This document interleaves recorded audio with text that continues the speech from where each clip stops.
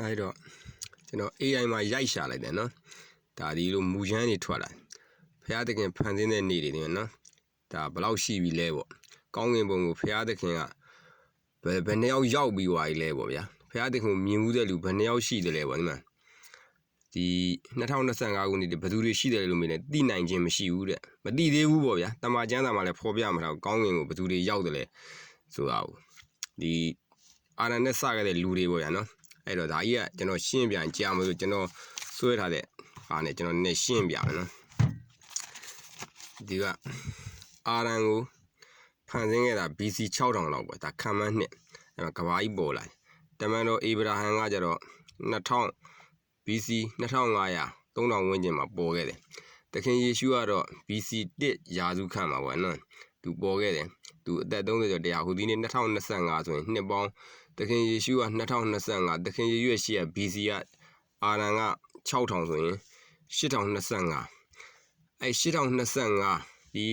ဂျားတဲ့ကတမန်တော်တွေရောလူတွေရောဒီခုနောက်ဆုံးနေ့စီရင်တဲ့နေ့နော်ပြီးဆုံးတဲ့နေ့ပြီးဆိုမှကောင်းကင်ဘုံဖျားသခင်ကိုမြင်နိုင်တဲ့နေ့ပေါ့နော်အင်းငိတ်ချမ်းသာမှုနဲ့ပြည့်စုံတဲ့ဘုံပေါ့ဗျာကောင်းကင်ဘုံကိုရောက်မှာအဲ့တော့ဒီ2025နေဒီအာရန်ကနေဒီ2025ဆိုနှစ်ပေါင်း8025နှစ်အတွင်းမှာဖျားသခင်ကိုမြင်ဘူးတဲ့လူရှိသလားလို့မျက်စိနဲ့မြင်ဘူးတဲ့လူရှိသလားဆိုရင်ဘယ်သူမှမရှိဒီတမန်တော်အေဗရာဟံတို့မောရှေတို့စသည်အပြင်ဒီတမန်တော်တွေက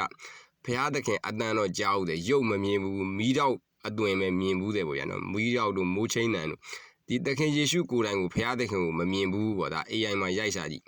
အဲဆိုဘလို့လို့သူကတရားတွေပို့ချလဲဆိုရင်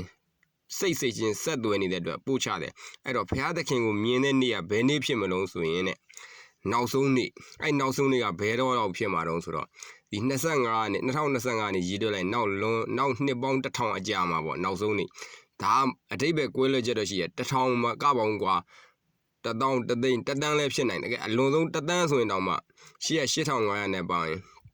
တန်းကျော်တဲ့နေ့မှာကျတို့ကုသိုလ်ကောင်းမှုလုပ်ခဲ့တဲ့ဟာတွေစီရင်မဲ့နေ့နော်အဲ့စီရင်တဲ့နေ့ပြီးပြီဆိုမှပြီးဆုံးတဲ့နေ့ပြီးပြီဆိုမှအဲ့ကောင်းကင်ဘုံကိုရောက်မှာကောင်းကင်ဘုံကိုရောက်တဲ့နေ့ဖះကိုမြင်နိုင်တဲ့နေ့ပေါ့တမန်အခုလူတွေရဲ့မျက်စိနဲ့ကတော့ဖះကိုမြင်လည်းမမြင်နိုင်ဘူးကြားလည်းမကြားနိုင်ဘူးနော်ကောင်းကင်ဘုံရောက်တဲ့လူလည်းဒီအာရန်ကစပြီးတယောက်မှမရှိသေးဘူးဒါကအဲ့စီရင်ပြီဆိုမှဒီကောင်းကင်ဘုံကြီးကပေါ်လာမှာအဲ့တော့ဒီ